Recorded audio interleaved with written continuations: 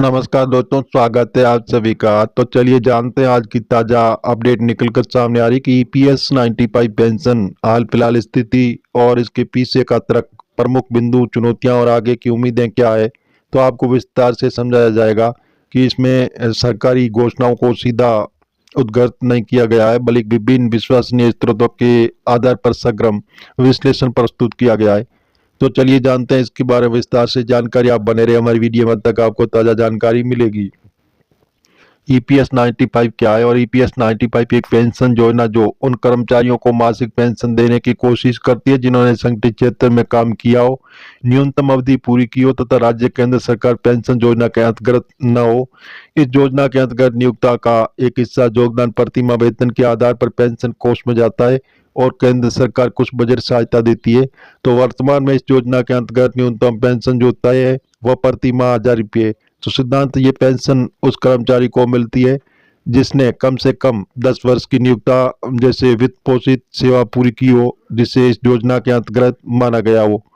क्योंकि बढ़ोतरी की मांग उठी, लंबे समय से बहुत से पेंशन धारक इस न्यूनतम पेंशन को 1000 से संतुष्ट नहीं थे। महंगाई, चिकित्सा खर्च, जीवन स्तर की बढ़ती लागत आदि के कारण ये राशि पर्याप्त नहीं रही। विभिन्न सोर्स बताते हैं कि पेंशन धारक और उनके संघों का सामाजिक समूह ने इस न्यूनतम पेंशन में वृद्धि की मांग की थी। उदाहरण के लिए कुछ ने प्रस्ताव रखा कि 7500 प्रति माह किया जाए। पेंशन को महंगाई अनुकूल बनाने की भी मांग रही है ताकि समय के साथ पेंशन का क्रय शक्ति कम न हो। हाल ही बढ़ोतरी, प्रस्तावित बढ़ोतरी क्या स्थिति है, यहाँ हम ये स्पष्ट कर लेते हैं कि कहाँ तक निर्णय हुआ और क्या प्रस्तावित है और क्या मीडिया सूचना स्रोत कर रहे हैं।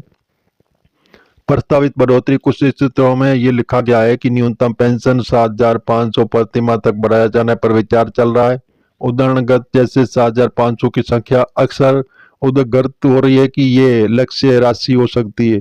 अभी तक तय क्या है, लेकिन दूसरी ओर कुछ वस्तुनिष्ठ स्रोत ये भी कह रहे हैं कि कोई अंतिम और आधिकारिक निर्णय अभी तक घोषित नहीं हुआ है। उदाहरण के लिए एक स्रोत में लिखा गया है कि इसके कारण इस योजना में कोष में कमी है, इसलिए जिस गति से पेंशन बढ़ाई जानी थी उतनी तेजी से नहीं जा सकती है। एक और स्रोत कहता है कि मजदूर मंत्रालय जैसे पार्लियामेंट में बताया गया है कि न्यूनतम पेंशन को 2000 प्रति माह तक बढ़ाने की प्रस्तावना है, लेकिन अभी वित्त मंत्रालय ने आगे नहीं बढ़ाया है। बढ़ोतरी कह सकते हैं, लेकिन कुल मिलाकर बढ़ोतरी का मात्रा घोषणा स्तर पर प्रसार हुआ है।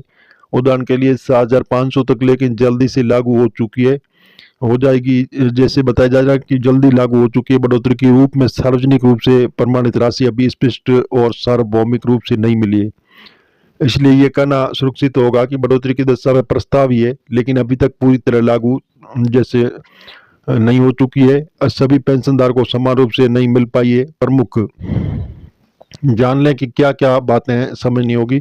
कौन कौन लाभार्थी है? उन कर्मचारियों को जिन्होंने ईपीएस 95 के अंतर्गत योगदान किया हो और न्यूनतम अवधि पूरी की हो।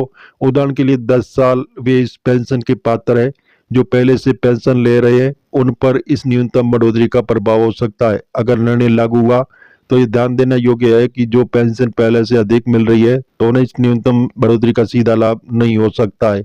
यदि उनका वर्तमान पेंशन न्यूनतम से ऊपर है तो कितना बढ़ सकता है? प्रस्तावित संख्या न्यूनतम पेंशन 7500 प्रति माह है, लेकिन दूसरी दशा में यह भी कहा गया है कि जल्दबाजी में इतनी बड़ी वृद्धि प्रायोगिक रूप से संभव नहीं है, इसलिए पहले कुछ निम्न ब्रैकेट को थोड़ी वृद्धि मिल सकती है।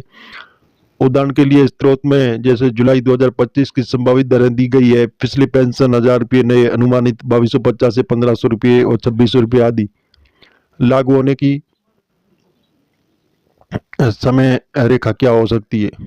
प्रस्ताव बनकर चर्चा में है कि 2025 के पहले भाग में ये बढ़ोतरी हो सकती है, लेकिन स्पष्ट है कि अब तक विशिष्ट रूप से आज से लागू व्यापक जानकारियां नहीं मिली है। कई स्रोत विचाराधीन शब्दों का प्रयोग कर रहे हैं, लेकिन बढ़ोतरी के पीछे आर्थिक चुनौतियां और इसका मामला बताया गया है कि भविष्य में देय पेंशन और कोष में उपलब्ध योगदान राशि के बीच अंतर है। सुधार के लिए बजट सहायता और योगदान बढ़ाने की आवश्यकता हो सकती है। यह आसान नहीं है, इसलिए वृद्धि तुरंत पूरी राशि में न होकर चरणबद्ध हो सकती है। इस वर्दी से क्या क्या प्रभाव हो सकता है? पेंशन धारकों के लिए सकारात्मक असर। अगर न्यूनतम पेंशन वास्तव में बढ़ती है तो पीढ़ी विशेष रूप से जिनकी पेंशन बहुत कम थी उन्हें राहत मिलेगी। जीवन खर्च, दवाइयां, हेल्थ केयर, दैनिक जरूरतों को बेहतर नियंत्रण हो सकेगा। बड़ी पेंशन से सामाजिक आर्थिक स्थिति में सुधार हो सकता है। वृद्ध लोगों की आर्थिक स्वतंत्रता एवं आत्मसम्मान पर असर पड़ सकता है।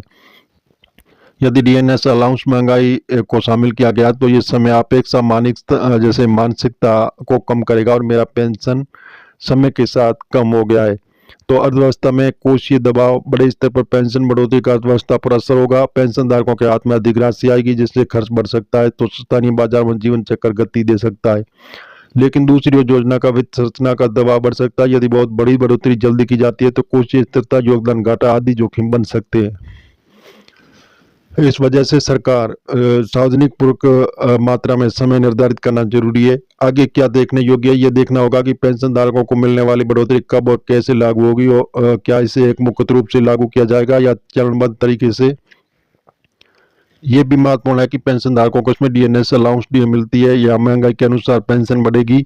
कुछ स्थितियों में ये दावा डीए शामिल करने की भी दशा में प्रस्ताव है। पेंशन धारकों को खुद अपने खाते, बैंक विवरण, यूएन केवाईसी आदि अपडेट रखना जरूरी है ताकि उस पेंशन लागू होने तक कोई तकनीकी बाधा न हो।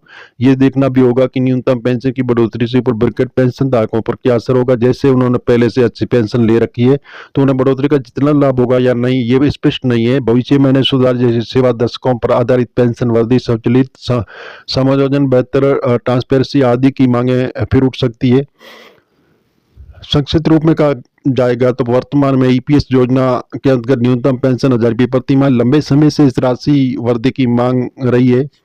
मीडिया विश्लेषण में यह प्रस्ताव सामने आया कि 7500 तक बढ़ाई जा सकती है, लेकिन ये वृद्धि अभी तक पूरी तरह से लागू नहीं हुई है। इसके बारे में अंतिम आधिकारिक घोषणा उपलब्ध नहीं है।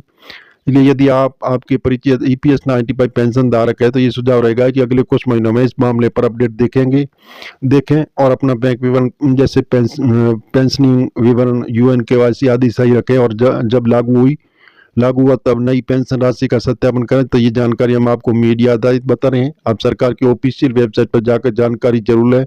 आप चैनल पर नए हैं तो सब्सक्राइब कर लें ताकि आपको ताज़ा अपडेट मिलती रहेगी। धन्यवाद।